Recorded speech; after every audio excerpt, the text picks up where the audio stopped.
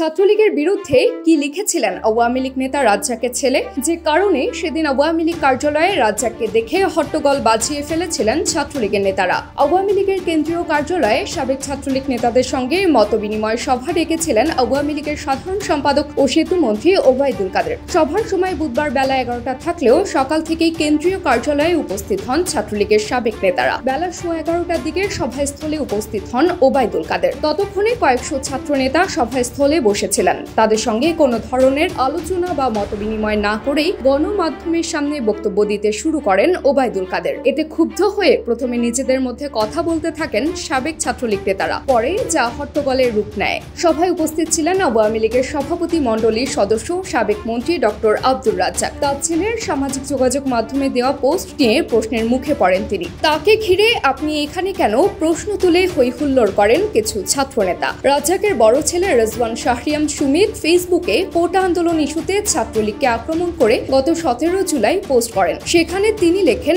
এরা বুক ফুলিয়ে যতই জয় বাংলা বলে চাচাক, 1971-এর মহান মুক্তিযুদ্ধের সঙ্গে 2024-এর আজকের এই ছাত্রলীগের কোনো ধরনের সম্পর্ক আছে বলে আমি মনে করি না। আজ এরা চেতনাহীন, পথভ্রষ্ট, অর্থলোভী পঙ্গপাল ছাড়া কিছুই নয়। আন্দোলনরত ছাত্রদের সঙ্গে আলোচনায় না গিয়ে এই পঙ্গপাল বাহিনী লেলিয়ে দেয়া কোন আদর্শের রাজনীতি আমি জানি না, তবে বঙ্গবন্ধুর রাজনীতি বা দর্শনের সঙ্গে তার কোনো মিল নেই, তার ঢের বলতে পারি। এই পঙ্গপাল পুষতে পুষতে কবে গোটা জাতি চেতনাহীন, পথভ্রষ্ট ও অর্থলোভী হয়ে যায়। ওই স্ট্যাটাসে রাজ্জাক পুত্র কবি শামসুর রহমানের একটি কবিতার লাইন জুড়ে দেন, রাজু তুমি মেধার রোশনি ছড়ানো, চোখ মেলে তাকাও, তোমার জাগরণ আমাদের প্রাণের স্পন্দনের মতোই প্রয়োজন। এদিকে সুমিতের ফেসবুক আইডিতে গিয়ে তার ছাত্রলীগ বিরোধী পোস্টটি পাওয়া যায়নি। খোঁজ নিয়ে জানা গেছে স্ট্যাটাসটি দেওয়ার পর ফেসবুক থেকে সরিয়ে ফেলে, তবে স্ট্যাটাসের স্ক্রিনশট এখনো পাওয়া যাচ্ছে।